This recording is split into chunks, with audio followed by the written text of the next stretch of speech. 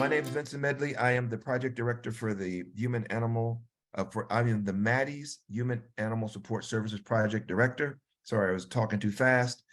And we are giving people a chance to trickle in, but it looks like we have pretty much, okay, yeah, it looks like we can get started here because we have been at 108 people that are in the webinar for the last couple of minutes. So we are going to get started here. One housekeeping note, as I said earlier, please, if you have questions, put your question in the Q&A window that is right next to the chat window in your Zoom. Yeah, just push the the Q&A button that's at the bottom of your Zoom toolbar. And welcome everybody. Boy, we have a great representation from across the country. I see New Jersey, Texas, California. Wow, it's so great to have everybody here.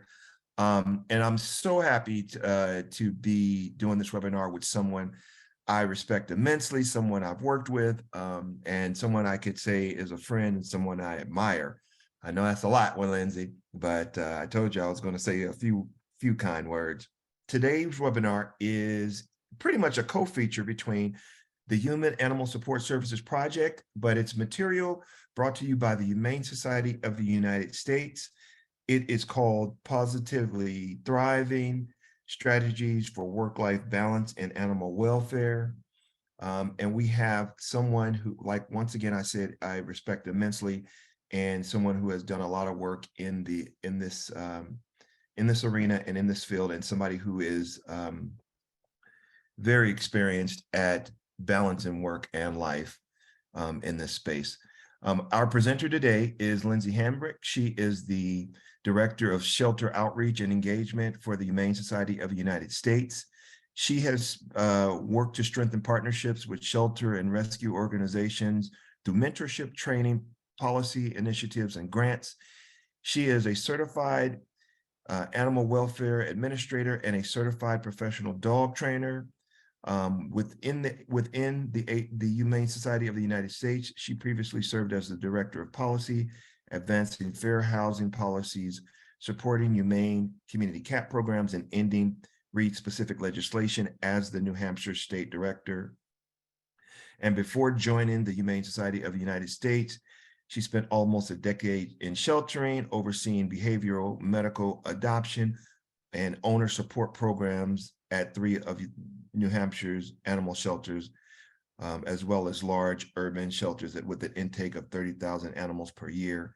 And she currently serves on the board of Shelter Animals Counts and the New England Federation of Humane Societies. I know you didn't want me to read that whole thing, but I decided to anyway, because you deserve it, Lindsay. And also, on a side note, if all of you that remember the 4,000 beagles that the animal rescue team for the Humane Society of the United States rescued from an operation in Virginia, well, Lindsay was the head of the network that got those animals placement. And as she will tell you, the 120 shelters that were part of her network were really the true heroes, but she led that effort. So once again, one of my heroes, Lindsay, the floor is yours. Like I said, please put your questions in the Q&A section. We'll keep it conversational, and we'll ask questions during the presentation, and then we'll also have a time for you to ask questions at the end of the presentation. So without further delay, I give you Lindsay Hamrick. Thank you so much, Vincent, and it's really great to be with you all tonight. Just give me one sec to share my screen.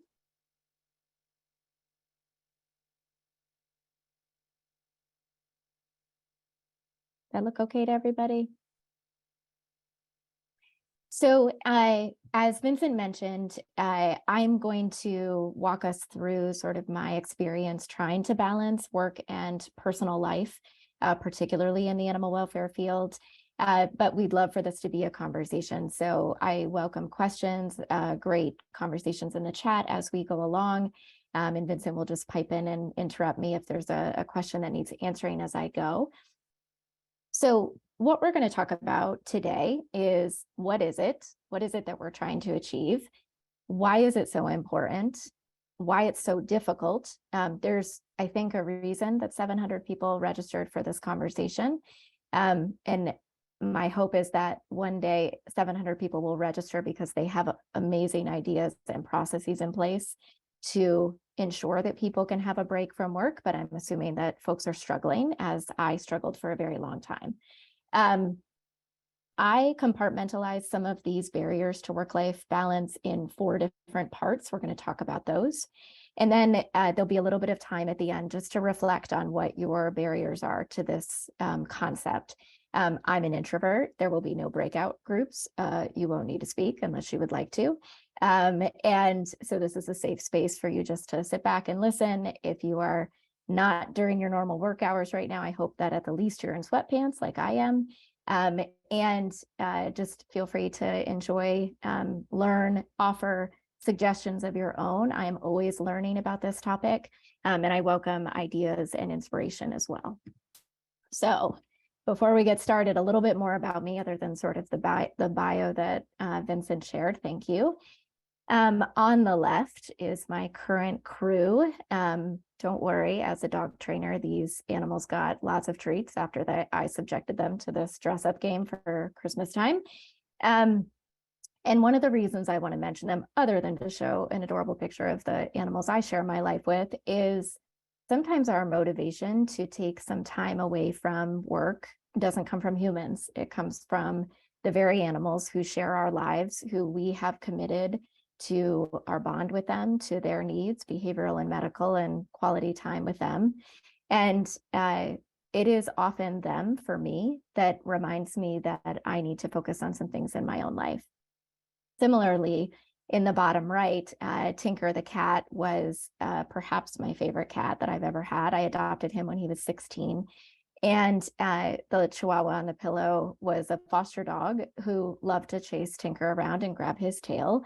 And Tinker just had 0 F's left to give about any of that. He was like, okay, this is like our 7th foster dog this year. I'm tired. I'm sick of being chased.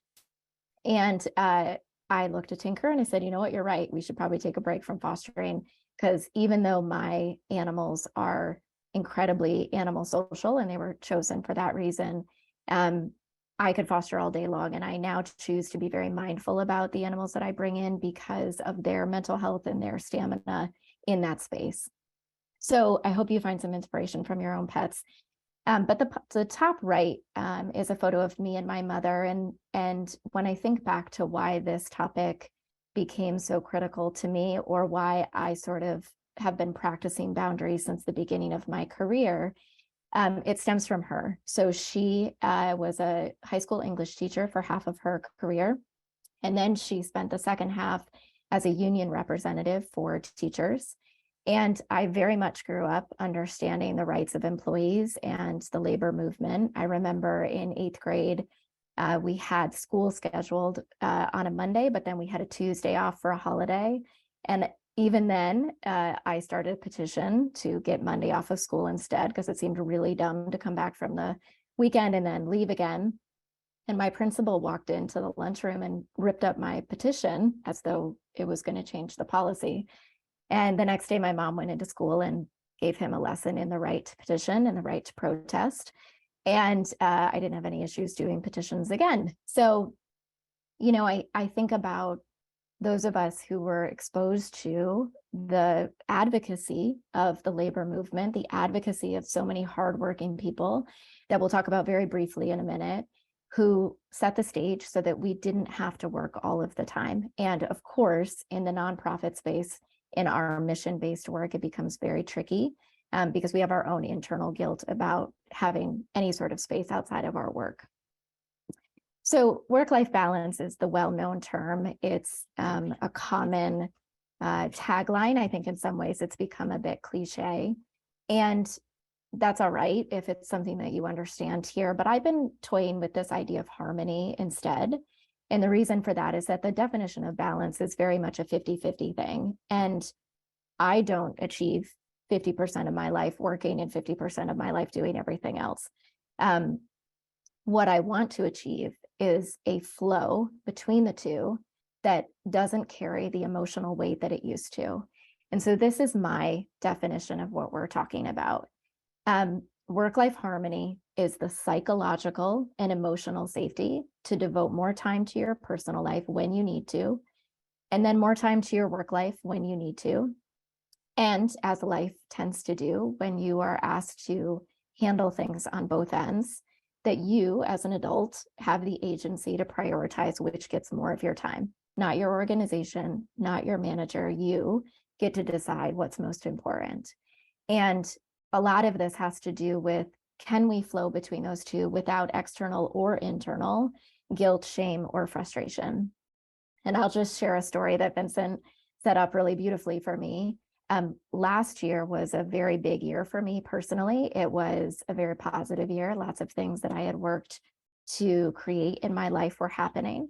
But that also meant that I needed to sell my house in the middle of what can only be described as the most chaotic housing market ever. And they now equate selling a home to the stress that comes with divorce. So I was under a lot of stress. The goal of selling was that I was moving in with my partner to purchase a new house. And so not only did we need to sell, but we needed to find another house in this housing market. He at the time lived in an apartment that did not allow dogs. And so I couldn't crash with him in the interim. And I had no idea how long it was going to take for me to find someplace that we could move into. I, as you saw, have 3 dogs.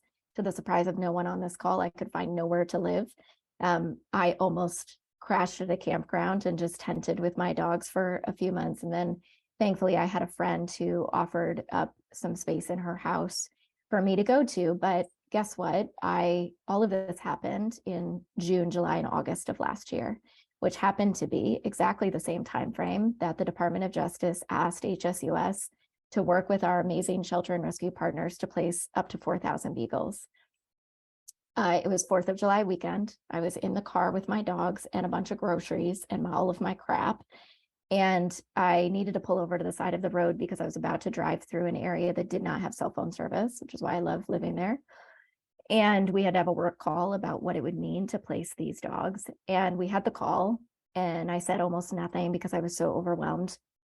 And then I sat on the side of the road and I cried for a significant amount of time because I knew that that summer was going to be a back and forth of what my personal life needed from me and what work needed from me. And it was not a situation that I could like cross-train other people at HSUS. There was such an overwhelming amount of support from other team members, but I couldn't hand off all of the things just because I needed to move, right? So last summer was a lot and it was very satisfying in both parts of my life, but it was a lot. And when we placed the last beagle, I went to my supervisor who thankfully teaches compassion fatigue. So she's well aware of these challenges. And I said, I missed our 4-day work weeks over the summer, which HSUS offers each summer. So I'm going to go ahead and do that now for the next couple of months to make up for that. And kudos to HSUS that my organization offers 2 free therapy sessions a month with Talkspace. And so I went back to therapy to process all of the things, which has been incredibly helpful to me. So when I say work-life harmony, I don't mean that every day you're going to get to work your 8 hours and then you're going to go home and you're going to have really present time with the people that you love and the animals in your life. And then you're going to go to yoga and drink water. Like, that's not what I mean.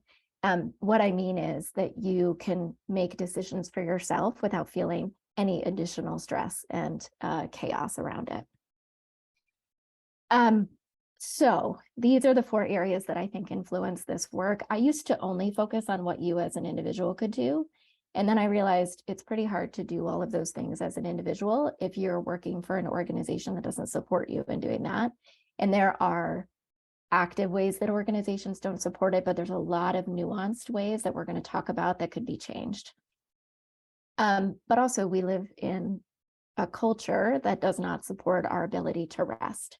And so I now look at this issue from a lot of different angles. And like all good presentations, this one includes dismantling capitalism. So if you do nothing else after this presentation, please pick up this book if you haven't read it yet. It came out about 6 months ago. It's called Rest is Resistance by Tricia Hersey. Tricia Hersey is a theologian. She is an incredible community organizer. She is a writer and a poet. And I started following her years ago because she founded the NAP ministry. And frankly, anything that has the word NAP in it is my jam. And I have never read such a powerful exploration of the ways that capitalism is ruining our ability to rest, and that it is very much rooted in the exploited labor of our history, which of course feeds into this idea that laziness is a bad thing, that rest is a bad thing. And she goes into a lot of depth about where the roots of the word lazy come from, which come from the Puritans. And so we are operating, all of us, in a culture that says that our worth is based on our productivity. And anyone who has had like a few minutes to pause each day, you know that we look to our phones, we do all kinds of things because we feel so uncomfortable doing nothing. And that is on purpose. That isn't our fault. That is the culture that we live in. And so if it's your pets glaring at you that you haven't spent enough time with them, or it's simply that you know that you need a little bit of a break, I hope that on some level, to me, work-life balance is advocacy.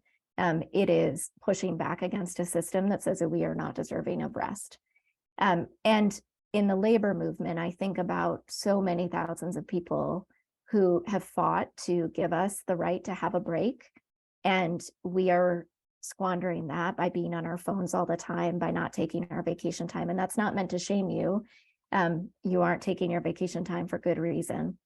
And so we've got to fix the systems so that we can start to take this seriously and we can reap the benefits of all that advocacy work that happened decades and hundreds of years ago.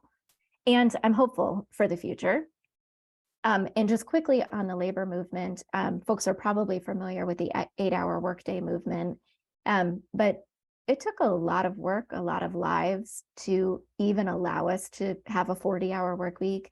I now feel like the 40-hour work week is not good enough.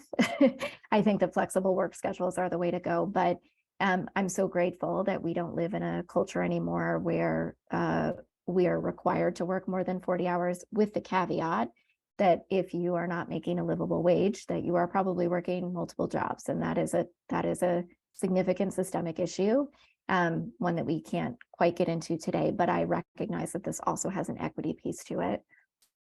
But this is what the future could look like in terms of policies and laws. And I hope that we don't need a bunch of laws to treat people well, but sometimes it's a good motivator. And the part on the left, this is from Kinship, which is a Mars Corporation company. It's a for-profit. But the part on the left I want to draw your attention to is this idea of a sabbatical.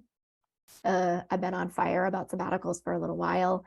The idea that we are supposed to join the workforce in our teens or early 20s and work until we're in at least our mid 60s and be super happy with like 2 weeks of vacation a year is insane to me.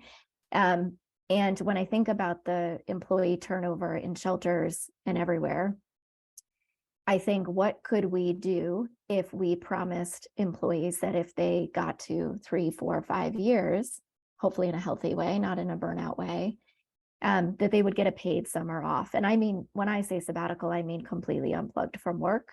I was very fortunate when I was leaving animal sheltering, it was because I chose to take a year off, which I could only do because I had the resources to do so. I spent 7 months living in a truck camper with my dog. And my then CEO, so this was 2013, she said, "Can I just offer you a sabbatical instead?" Which I had never even thought about that as an alternative. And kudos to her for being creative. It wasn't what I needed at the time. I needed a full break from sheltering. But now I've been working at HSUS 10 years. I'm ready. I'm ready for 2 to 3 months that I can completely unplug and be able to come back with new perspectives and to just be rested and to spend time on other things. One of the best pieces that Tricia Hersey talks about in that book is that oftentimes when we talk about work-life balance in the nonprofit space, we say things like, we want you to be rested so you can be your best possible version for the animals or for the community you serve. And I want us to just rest because we're human beings and we actually need to rest. It doesn't always have to be or ever have to be because we are going to be more productive when we get back. Although I do think that with rest, we get new perspectives, we get new creativity and motivation, but that can't be the motivator for it in general. 4-day work weeks, boy, if flexible work schedules can't be a thing after COVID, I'm not sure what else can teach us that it's okay to have creativity in the way that we schedule people. I also understand that we are under an enormous staffing shortage right now, which we'll talk about in a minute. But we don't have to be married to this 5-day-a-week thing. When I was chief operating officer, I had a 4-day work week, and that was with operations, that was with field services and cruelty investigations and transport programs and adoptions and intake and all the things. And I was able to have a 4-day work week because we highly cross-trained other people, and they also got flexible work schedules so that I didn't need to be available more than 4 days a week. It is possible. I hope that some of you are embracing that. And now we're starting to see laws that are actually prohibiting employers from reaching out to employees outside of their working hours. You know, I don't know that I need to go that far, but I would say that the companies that are taking advantage of people, for sure, I'm glad to see some protections for people. So I'm going to do a little segue here, which might seem a little bit off, but this has become one of the biggest motivators for me in my last 10 years to take a break from work and to make sure that I have some balance. No one tells you how incredibly difficult it is to make friends, especially in adulthood, especially when you move. And I'll add introvert to that. So maybe 7 years ago or so, I realized that, you know, I had 2 very close friends, but they lived many states away. And I was lonely, and the entire world is lonely right now, which is partly a reflection of COVID, but it's also that we don't have close relationships the way that we used to. And so there's some research that was done that showed the amount of hours that were needed to build strong bonds with people. And they looked at friendship, but I would argue that this could be anything. This could be the time that you spend with your partner if you are in a relationship, or time that you're spending, you know, with your family who you love, et cetera. And relationships take a lot of time. And also close friendships and bonds with human beings are the driver of long-term health and satisfaction in our life.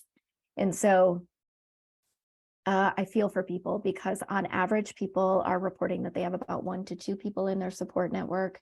And for the work that we all do, which already inherently comes with concerns with compassion fatigue, boy, do we need some people around us to help us. And hopefully you're getting that support in your organization. But for me, having people in my life that have nothing to do with animal welfare, who are just there to go for a bike ride and support me as a person, is really critical. But I wouldn't have had time if I didn't make time out of my work life to be able to invest in those friendships. And then the other piece of research that was really interesting is whether you're introverted or extroverted, on average, we all can handle about 6 very close relationships, meaning we can give the highest level of our emotions, emotional energy. And so that actually made me feel better, because I felt like, well, you know, I do have 6, that's the number. And I try to remember, if work gets crazy, who have I not been able to spend a lot of time with, which relationships are shifting, and I want to bring them back. And so I mention this because I don't want us to be ashamed of the fact that we want to have lives outside of the work that we do. This work can be meaningful. It can be our entire career. And also it does not have to be our entire life. And so I know when I first joined animal sheltering, my friends were the people I worked with, and that's cool. You know, we had a lot in common. It was easy to spend those 300 hours with them, because that's what we were doing. And I'm still friends with a few of them today.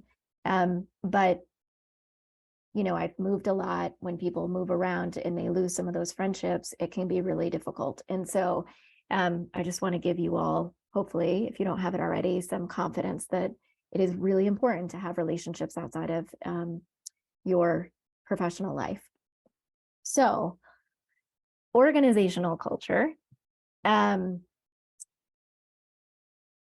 I would love to hear if folks have things that you're doing in your organization. Feel free to throw those in the chat or the Q&A. What's working for you to be actively supporting your employees with having a break from work. And this active versus passive culture looks like this. Passive culture is a manager sitting down with their staff person and saying, I really want you to take all of your vacation time this year. Totally well-meaning. But if the employee isn't taking time away because there aren't enough people to do the job, people aren't cross-trained to be able to do what they do, then if there are systemic issues, we aren't actually going to be able to solve the issue of people not taking their vacations. I also recognize that there are some individuals, some of you who might be listening, who struggle with giving up control. We are a field of control freaks, and I include myself in that. And so there's some individual things you can do to work on that. But an organization that actively models the ability to have boundaries with work looks like, hey, I noticed you didn't take any of your vacation time last year. Tell me why. Or instead of saying, when the employee gets back from time off, oh my gosh, we missed you. Gosh, we can't do this without you, which is well-meaning. Instead say, we had it, like we handled it. We had one question that we wish, we needed to run by you so that in the future we know how to answer it. But overall, like things went pretty well. That reassures somebody that people were not heavily impacted by their absence. Because not only do we feel individual guilt about leaving work, even just for a week at a time, but we feel badly for our colleagues who are left usually with more workload while we're gone to cover. And so there has to be a real active push to refute some of that guilt and shame. And then in this space in particular, organizations should acknowledge that mission guilt is a very real thing. The impact on programs, on animals, on the community, when people step away, when people don't answer emails in the evening, whatever it looks like, comes with a lot of guilt. And so we have to acknowledge that and make sure that we're not reinforcing that. And of course, hopefully, y'all are getting paid time off. Obviously, if you're a volunteer group, you're welcome in this conversation, because I think sometimes having boundaries when you are a volunteer is even trickier. But for those of you that are employees, I really hope that you're getting some time off that is paid. However, my dream is that organizations stop staffing the bare minimum. And so one of the things that we tend to do, animal welfare is so exciting because there's always a great new idea or a new program. And that's why I've stayed in it for so long. But we tend to grab the new thing because we know it will help without actually being at a staffing level that can handle that. And I would love for organizations, when they're looking at their strategic planning, when they're thinking about what the next program is that they want to expand or grow, that they not just think about who will do it, how many coordinators, directors, whatever's that we need for that program, but how many do we need to cover vacation time? We don't think like that because our resources are limited, and we're always so used to putting all of the money into the animals. And I'm going to advocate heavily that we put resources into our people. And that doesn't just mean good pay, which is important. It also means having enough people so that people can feel like work doesn't stop just because they want to go on a vacation for a week. And also, side note, when I say vacation, it doesn't have to be like you go get on a plane and go somewhere fancy. I mean, like maybe you just sit at home and stare at a wall and recover and go for a couple of walks. Like, it doesn't have to be something fancy in order to be rejuvenating. In fact, sometimes staycations for me are more rejuvenating. And then, of course, cross-training, making sure that other people can do your work so you don't feel stressed. The place that I think is maybe the low-hanging fruit that I hope folks can take a look at if you haven't already is we talk to each other in so many different formats that it is overwhelming. So most organizations have email communication. You might have a chat function during the day. You maybe have a work phone, or you're using your personal phone, which comes with its own issues. You're getting texts or calls on that. If you're on social media, you're getting Instagram, Facebook, whatever messages. I always loved that when like I'd be on vacation and I set like a million out of offices, and then somebody would message me on Facebook and be like, I know you're on vacation, but if you have to say, I know you're on vacation, but please don't send the message. And then, pagers, walkie-talkies during the day when you're at the shelter. We need to organize that. I think a fun activity for me as a nerd is to list all the ways that people talk to you about work, all of them, list them all, and then decide what are the appropriate work channels, what are we going to limit communication to so it's not so overwhelming, and create a policy within your teams, within your organization. So within my department at HSUS, we communicate via email and chat during the workday. And then after hours, if there is a true emergency, people can text my work phone. They don't have my personal phone. I hate talking on the phone, so I discourage them from calling. And when I'm on vacation, I'm not available at all. So the social media stuff isn't, for our department, is not appropriate. And so just limiting the amount of questions we get is really helpful to streamlining it and for everybody to be in agreement. And then from there, we recognize, of course, that this mission is 24/7, right? Like there's never an hour of the day where animals are like, we're good, like, or the people in our community are like, we're fine. There's always a need out there. The mission can be 24/7 without all of us being 24/7.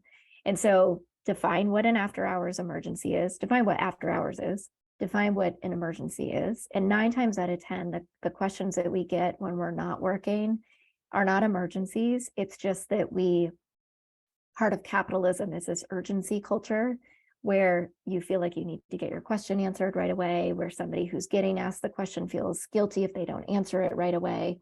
And so we, like our shelter dogs, could learn a little bit about impulse control, about waiting to find out answers until the next day or whatever the next working time is.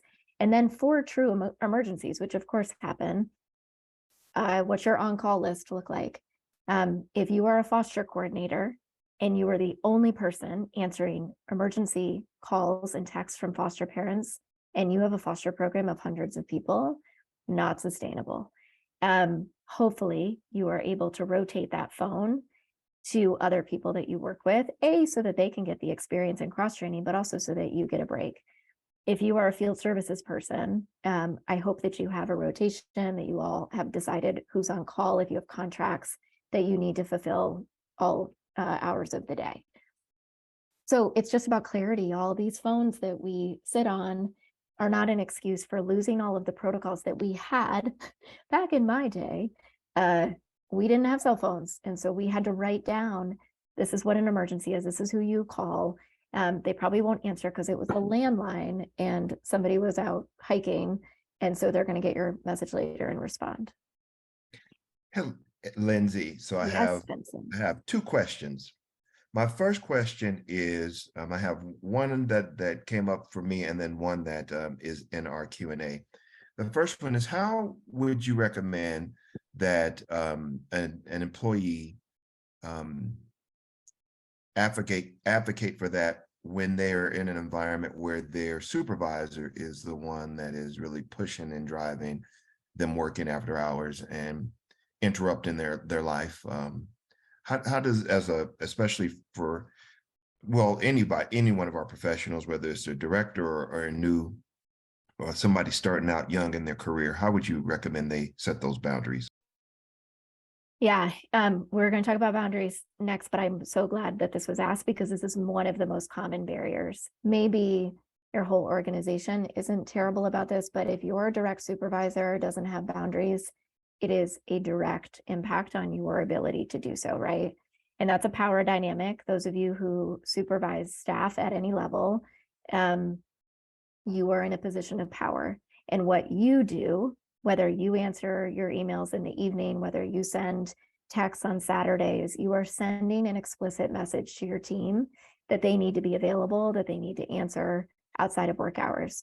Now, if you're someone who's listening and you're like, what's a personal life? Like I just work all the time. Cool. Not here to tell anybody how to live, but the way that you are modeling that has significant impacts on people who maybe don't want to have that dynamic. So if you are an employee whose supervisor works all the time or they expect you to work all the time, if you feel safe, I recommend a hard conversation with kindness, that you need to talk about this culture where you feel like you can't ever unplug. And here's why, and here's some solutions, supervisor, of ways that I think that we can work around this. If you do not feel safe, which is common, I would recommend whatever your normal HR process is. So maybe it's the person above them, maybe it's a peer in your shelter. Sometimes the way that this culture changes is that there's, maybe one or two people that feel really strongly about boundaries, and they try to model it. And if they're lucky, they can keep it going. Work with your peers who agree with you or are trying the same thing to sort of build a coalition internally that is working on solutions to get away from the 24/7. And that might be drafting up what an emergency looks like. So, hey, supervisor, these are the 5 questions I get asked the most when I'm off. Here's the answers. So y'all don't need to keep coming to me over this. It is one of the hardest things. I will say that if you are interviewing for a new job, this is the number one question that I ask organizations. It is the number one question that I ask my future supervisors. I am very clear in interviews that this is important to me, that I mean what I say. 9 times out of 10, the organizations I've worked for have said, oh, of course, we want staff to have balance. And then the first evening that I log off at 5 o'clock and I don't talk to anybody again until the next morning, they're like, oh, like she's really not answering her emails on the weekend. And there's always a period of usually 3 to 6 months that feels very uncomfortable for me because the culture isn't supporting, sort of my approach to this. But if I've said it in an interview and I've been clear and the employer has responded that they will support it, then at least, if there was a conflict, I can go back. That obviously doesn't solve your problem if you're currently in that dynamic, but, moving forward for folks, bring it up in your interview process and ask what their culture is around this.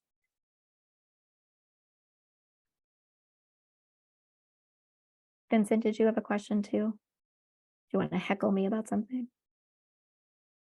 Let me see. Oh, okay. So an anonymous question from another person. I'll save my question. How can staff members in other departments better advocate for those without proper support? Because in this person's organization, they are suffering from major understaffing in certain areas.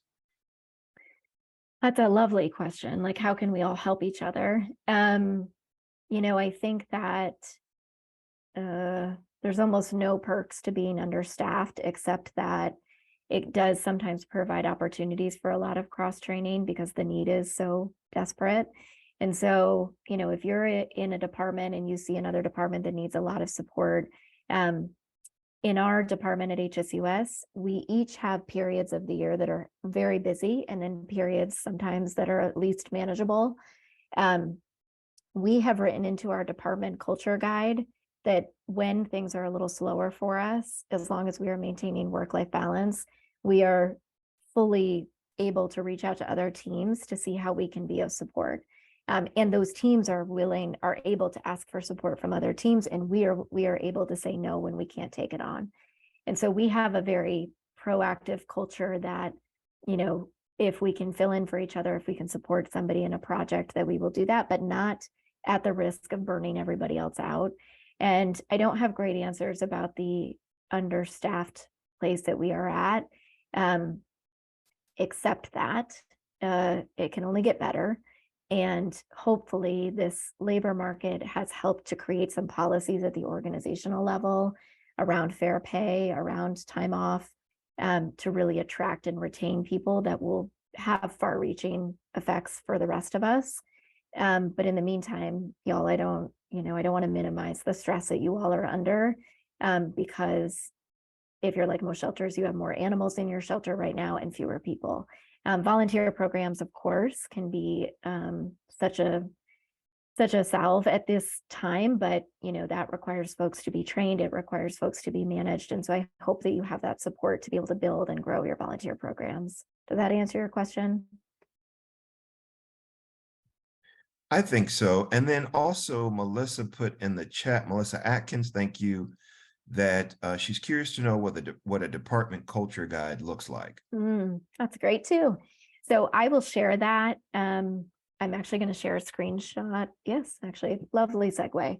So we just made it up. I don't even know that it's a thing, but our department made up this idea that HSUS spends a lot of time talking about culture as an organization, but within our department, which is 26 people, it's also really important that we have a culture. And so I'm not going to read all this, and it's much longer than this, but we have an entire section dedicated to work-life balance, and it is very proactive.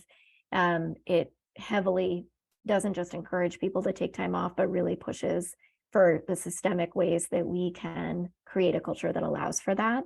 The department culture also includes things like how we'll treat each other, how we'll have hard conversations with kindness, all kinds of things that we want. And honestly, you all can make up what works for you too. Maybe your organization has values that you subscribe by as an organization. If not, I would encourage you to think about that. But when it comes to work-life balance, like write down, what would your dream be if you had, don't let the lack of staff, the programs you're trying to juggle, don't let them be barriers to dreaming of what the future could look like. And write that down, and then look at what are the organizational barriers to get there and how can we chip away at that. This isn't going to change overnight, y'all. Like, I don't know an organization yet, mine included, that has figured out how to do this in a way that works for everybody.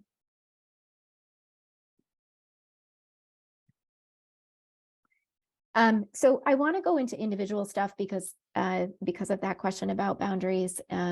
This is one of my favorite quotes from Tricia Hersey, which is that if it feels uncomfortable to have boundaries with work, it's for a reason. I have been saying no for 20 years and I still feel very uncomfortable doing it. But it's gotten easier. And frankly, I'm not willing to say yes because I know what the repercussions on my mental health, on my relationships look like when I say yes too much. So these are some tips, and I have an entire handout that I will send to Haas that lays out some more, sort of easier tips here. Number one, our brains have a really hard time shifting from one part of our life to the next. And so dog trainers speak, I would encourage you to find an incongruent behavior to working.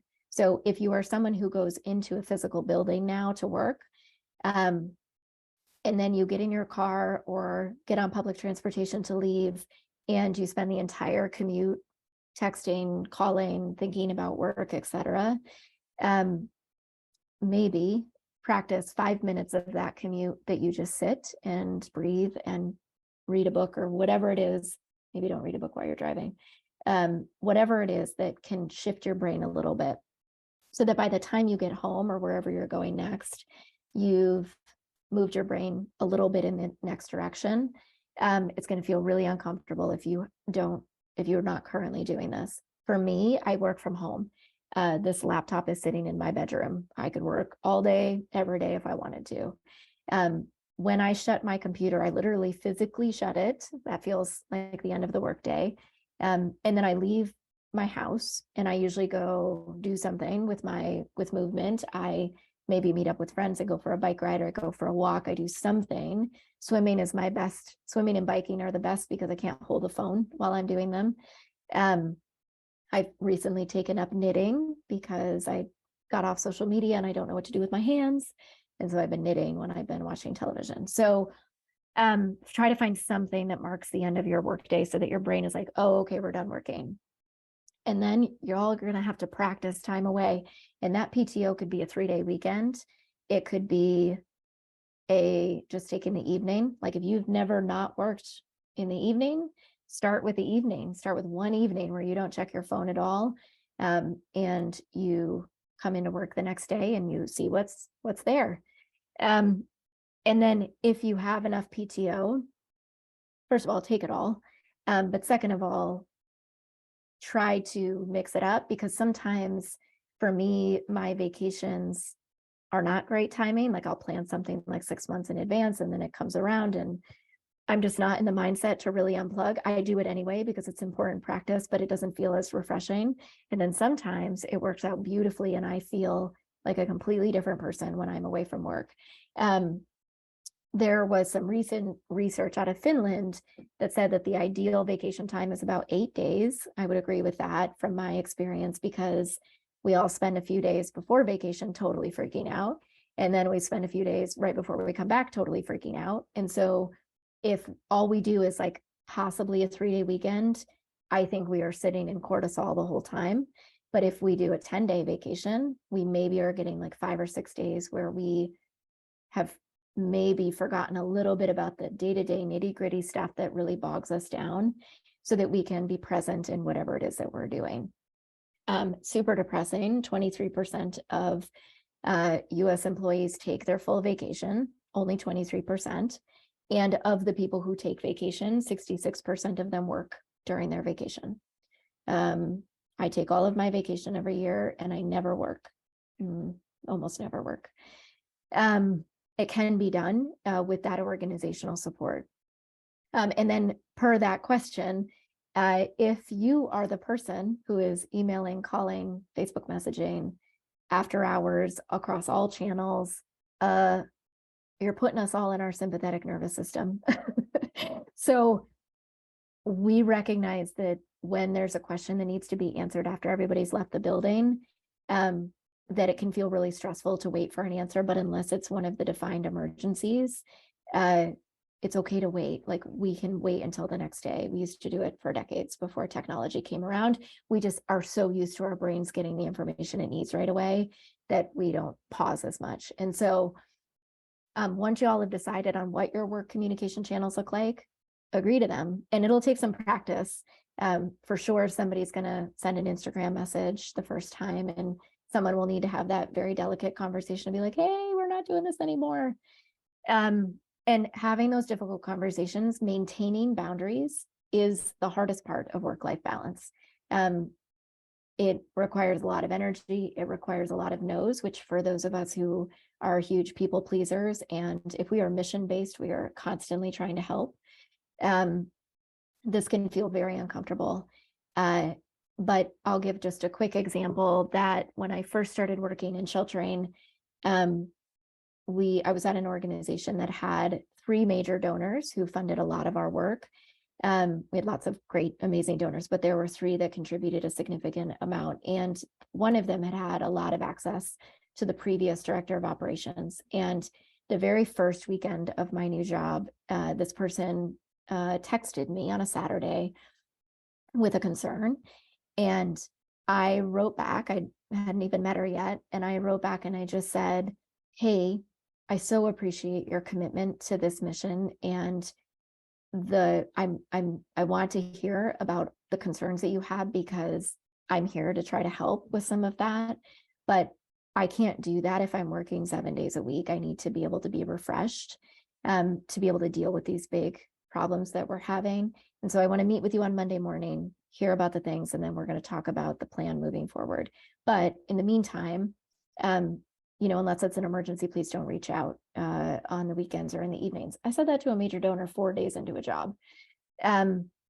She wrote back and said, I'm so glad that you said that, because we haven't had anyone stay long enough to be able to fix some of these problems.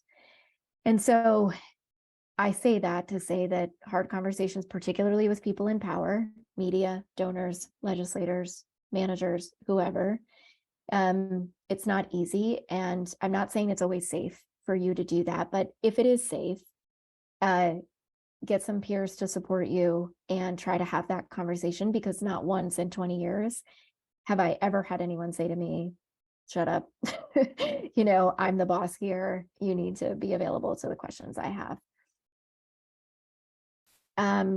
So I just want you to think about, where are the barriers? And they may be in every single one of these boxes, and that's normal. How does it show up for you? how can we chip away at some of this?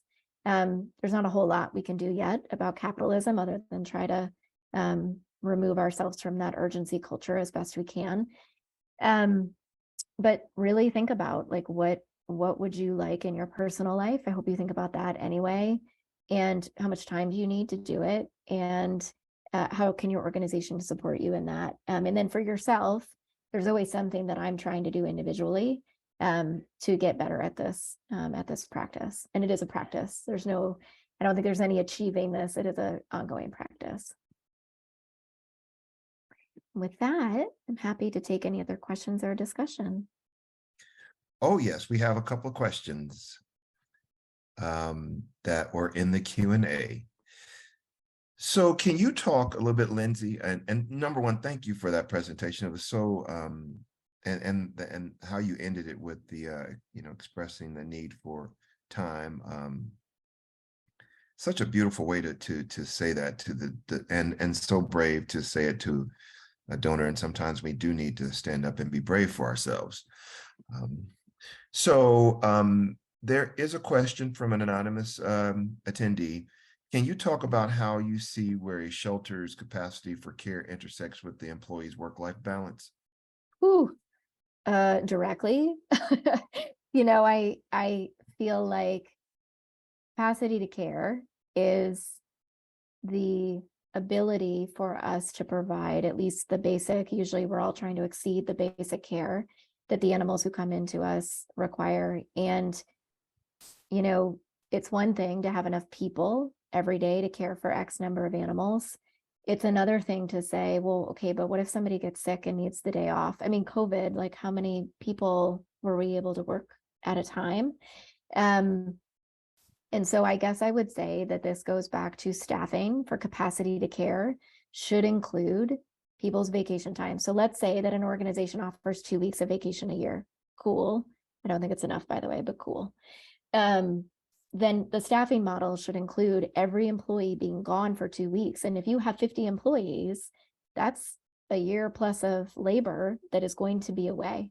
And so we have to staff for that. And I'll give one quick example I didn't mention, which is that what we used to do is we'd hire a temp employee for June, July, and August to allow frontline staff, animal care staff to be able to take some time off over the summer without losing some of that kennel support, the cleaning of the cages and the sanitation work.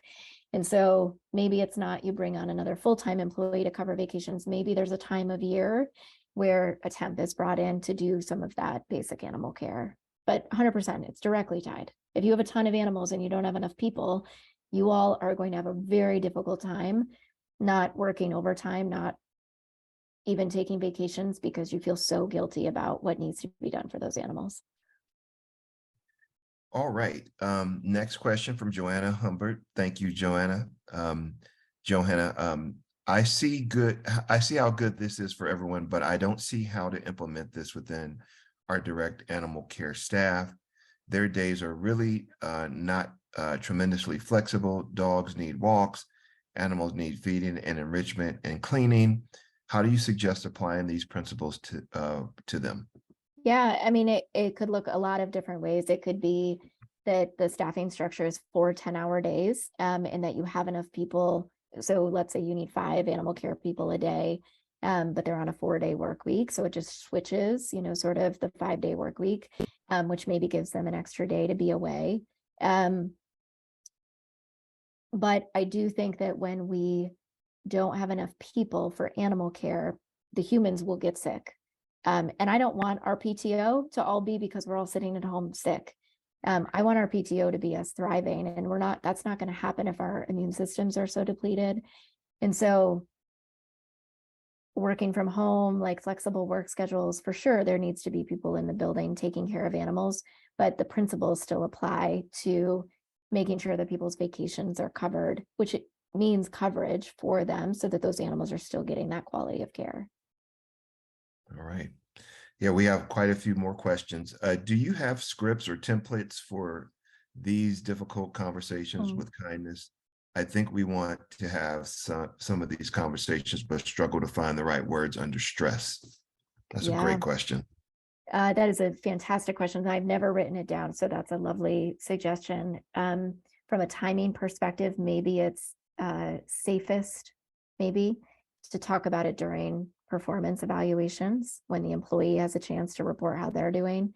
Maybe it's around strategic planning, that employees get to talk a little bit about their mental health at the same time that you're talking about programs for the future. And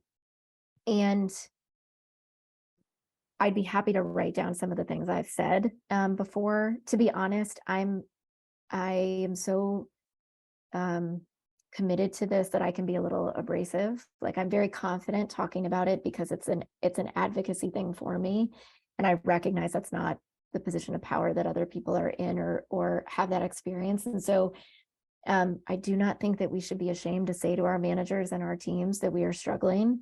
It is obvious we are struggling. That's why people are quitting all the time. That's why people don't stay in this field. I mean, if managers don't recognize, or leadership doesn't recognize the impact that this kind of grind has on all of us, maybe it's not the right place to be, honestly. Like, if the culture is so toxic and so unsafe that you can't even have a conversation with someone about how you haven't had time off in a year, maybe the organizational chipping away is too big of a block, and that's probably why they're losing people. I hope that that's not the case. I hope that you're able to stay where you are and improve things, but none of what I'm saying is meant to be sit there and deal with it either. All right. An anonymous attendee, whoever this is, please, I'm going to put my email in the chat, and please email me because I can relate to this 100% and tell you and help you with some resources for this. But I am an exempt employee and the sole employee in a foster department. I feel like I can't even go to the gym or take a shower without an emergency anxiety, especially during kitten season. And with the kitten season looming, we are also about to renovate the shelter and move a lot of adult pets into foster care out of necessity. Any advice for having difficult conversations about capacity for care for pets in a foster program? And then also talking about boundaries from a personal standpoint has fallen on deaf ears, and I am still an exempt employee. Yeah. Well, kudos for trying to have the conversation. Sometimes data is the way to go. If you are an organization that's moving to a lot of foster care, which is great, it's one of the the ideas we've all been talking about for a while. The idea that one person can manage the volume of animals that 20 people managed in the shelter through a foster program doesn't make sense from a math perspective. So, and then you layer in that our foster parents, most of them will have questions because they are trying and they care, and they, sometimes have true emergencies and sometimes just have regular questions. So one question I would have back, which I will, you have my email as well, so I'm happy to dive into this more, but one question I would have is there volunteer support for the foster program? Maybe there's not a staff person that can help, but maybe there's a volunteer that is interested in helping you manage. But also, a lot of the foster care related questions are medical and behavioral. And so I would love to see programs where the people who have medical and behavioral expertise are also looped into the on-call schedule. In no way, shape, or form should it be on one person. And I'm sorry that that's not being heard, if that's a conversation you've been trying to have. And do you have time for two more questions, Lindsay? I'm here as long as you need me, as long as it's within my boundaries. We're going the extra mile. We're going outside. We're going a little bit outside the boundaries to help you set boundaries, which I think is a lovely thing to do for all of our folks on the webinar. So thank you. Okay, so Sarah Fitzgerald, thank you for this question, Sarah. Asked, does sabbatical carry with it any expectation of a work product, or are you talking about an unfocused period of personal rejuvenation? Yes, that second part. My definition of sabbatical is you're not getting any calls, you don't even have your email is canceled while you're away. You are living your life. And from a mission perspective, My best ideas for this work have come from after long vacations. They have come when I'm backpacking in the middle of the mountains. So yes, I think there can be a reward to the mission because we give people real breaks, but I don't think that that should be the motivator for sabbaticals. It simply should be that it is insane that we work for decades without any real time off. Nice. All right. And our last question from an anonymous attendee. I am the only paid employee in my organization, and much of our manpower comes from our many volunteers who typically work from Monday through Friday, 8 to 5 jobs, which means they are available for help in my organization in the off hours, which means that I need to be available to support, guide, collaborate with them in the off hours, which also means I don't get the same off hours, which affects my work-life balance abilities. Suggestions for this type of scenario and dynamic. So if any part of your job requires sort of non-traditional hours, which affects many of us, right? Like, even though my job is technically Monday through Friday, there's plenty of times like tonight that I'm working later. What I would love to see is that you and or your organization has the ability to move your schedule around. So if you need to be available for some hours in the evenings, maybe there's a couple of evenings that are chosen, and in exchange, there are a couple of days that you get your mornings, you don't come in until noon.